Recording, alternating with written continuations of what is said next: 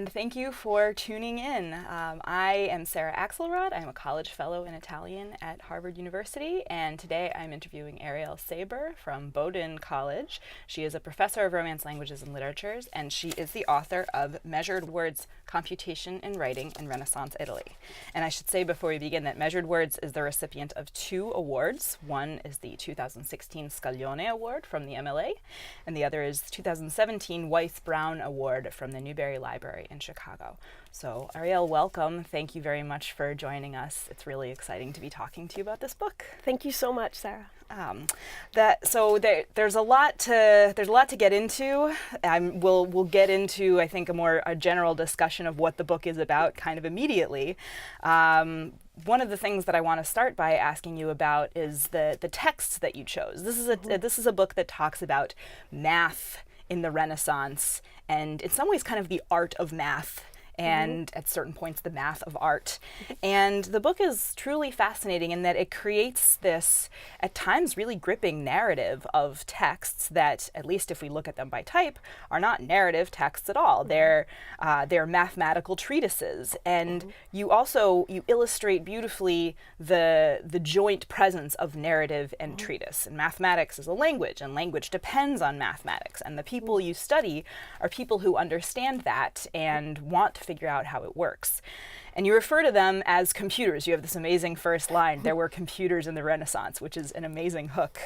And so please, if you could tell us a little bit more about that line and about the audience that you really hope to reach with this book and how you situate yourself within the existing discourse that engages with both math and poetics. And poetics and literature. No, great question. I hear a few questions in that question, so I'll just try to parse them out. But I'll start with the choice of the 4 authors. And when I started this project, I was lucky to have a grant from Radcliffe Institute for Advanced Study here.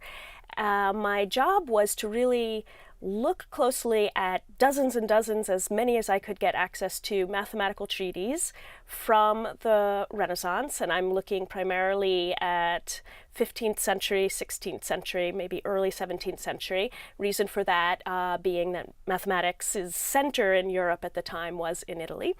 I was looking at many, many treatises. I had studied Italian literature in depth for my first book, which focused on Giordano Bruno, who died at 1600, burned at the stake for heretical thoughts, but a wonderful person in which knowledge of mathematics, or meta-mathematics as I might call it, and poetic abilities and rhetorical skills coincided.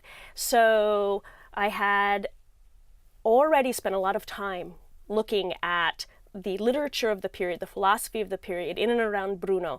And I started to ask myself, well, how do the literary arts lend themselves, inspire the mathematical arts?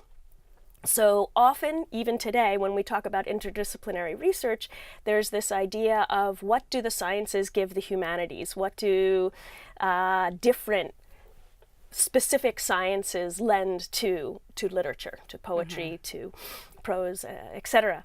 And I wanted to see the reverse, what literature and literary production in this period was giving to mathematical thinkers, or thinkers who primarily worked in mathematics, although in one case there is an author here who is very much a well-balanced both. So in the end, it was very, very hard. There were fabulous people to choose from. Some famous people you would know. Leonardo da Vinci was a good candidate. Galileo Galilei was an excellent candidate. There were a number of people who I found who wrote both treatises on poetics and on mathematics, tempting to Patrizi look into their work. But in the end, I chose 4 who were what I thought a good representative sample of both higher nobility and middle class, we will say, folk of the time, 2 who wrote primarily in Latin, and 2 who wrote primarily in the vernacular, and had a kind of balance to the 4 in that one really begins with the beginning of the printing press in the 15th century.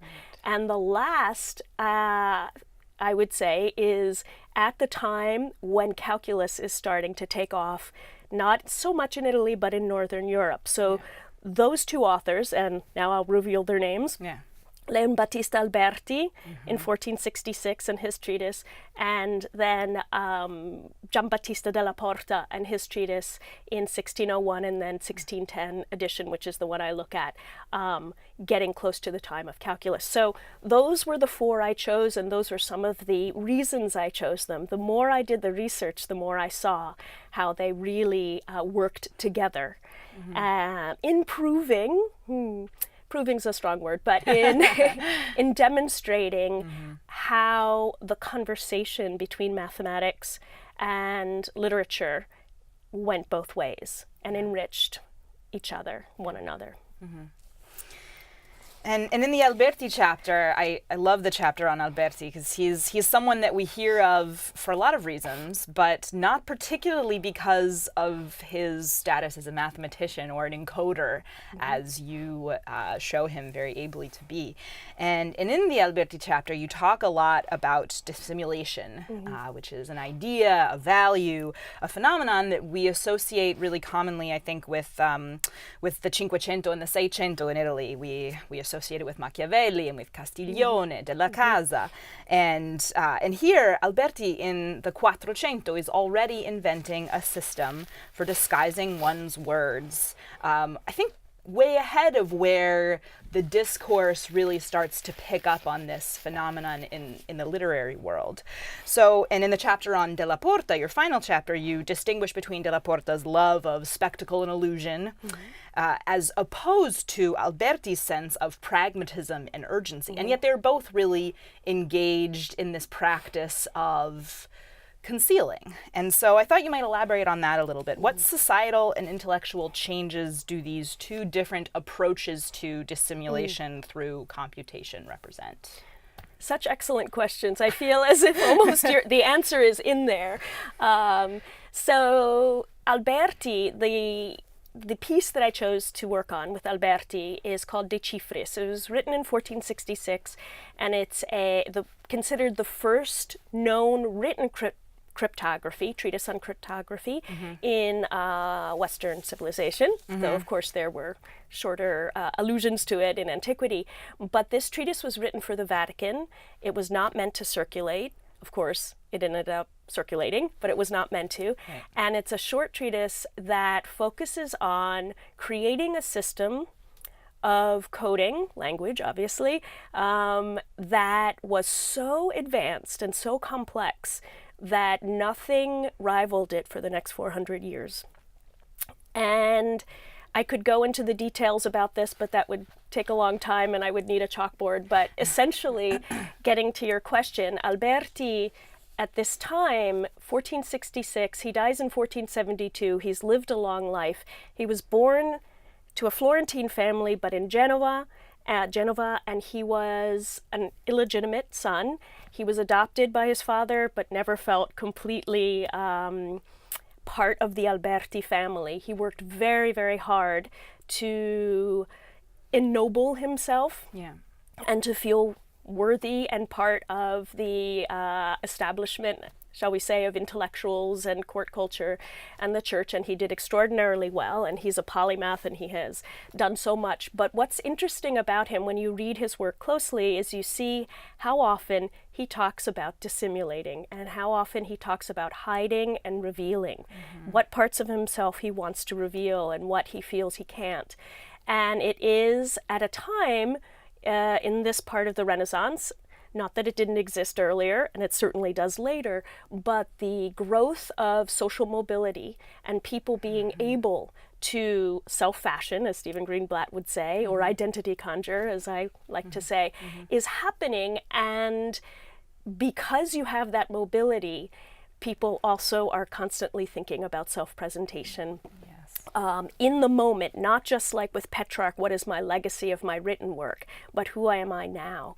So Alberti is, to me, in the book, what I write about him when I'm looking at his biography, psychologically primed to be thinking about dissimulation, hiding and revealing, and how and when. But what I go into, because this book is ultimately about the conversation and the conversion of mathematics and literature in one mind, is that because he was such an excellent writer of literature and scholar of language, and because he was such a sharp mathematical mind, very well trained as an architect, and he wrote treatises on mathematics as well, he was the ideal person to really find in code a way to hide language's secrets. And he also wrote a grammar. He was the first to write a grammar of the Tuscan language, and we don't have the entire treatise, but we have a manuscript of his writing of the first page, and on the first page he writes the letters of the alphabet, but not alphabetically. And scholars have debated whether he organized the letters by shape or by sound. But it starts to get you thinking that his relationship to language is already somewhat different from the rest of us. So I could go on, but essentially Alberti is coming from this perspective. Della Porta, the treatise that I look at with Della Porta, so he's the last chapter, first written in 1601, and reeditioned in 1610, is called The Elements of Curves. And he was Della Porta. How do you even talk about Della Porta? So he was a Neapolitan upper class intellectual. He was a physician, he was an astrologer, he was a magician in the sense that he wrote a book of magic, which were basically secrets of the time, early chemistry, hunting, distillation, many different arts that he called magic. He wrote theater. He wrote a lot of plays. He was a fascinating individual and polymath like Alberti was too. Della Porta, towards the end of his life, decides he hasn't conquered the field of mathematics. He's conquered so many. He's put his mark on so many. And so he decides to imitate Euclid, and instead of writing the elements of geometry, he just wants to write the elements of curves. And it's a book of curves. It starts out as a catalog of curves, and then he gives us a number of axioms and a number of proofs and directions on how to draw beautiful curves, and he makes beautiful things look distorted. He makes complicated things look easy, and it is a piece that is very curious, and I would say it is a book of wonder and a book of theater. As a theatrical writer, he is very aware of what spectacle is. So he is someone who, in this case, is not dissimulating. He is not hiding. He is not pretending in that sense, but he's also playing with identity and expectations, that he is someone who can write a book of mathematics. And he does some very important and interesting things in that book, but nothing that engages the mathematics of the time. So when it came out, the first edition, nobody said anything. The second edition, he adds a third book in which he says he squares the circle, which he doesn't, because you can't. And yet he was hoping for a response, and he gets very little. Nobody says anything, perhaps because of his affiliation with this Accademia dei Lincei, this important scientific academy, one of the first in Europe and the first in Italy. He was a new member, and they wanted to show him respect, and the respect was silence instead of tearing it apart and critiquing it. So I guess I have less to say about dissimulation with Della Porta, but it is more of a question of, in this case, appearing and disappearing. And in that chapter, I talk about the text as a disappearing act, like a magician would do, because he presents it with much fanfare, and then it is lost essentially to his time and to history. And so that's, I think, a wonderful note to end on. This book is really a book that explores phenomena that we didn't know are so central to so many parts of the ways we think and compute and write. So I want to thank you for talking to us about your book, and I want to thank you for listening.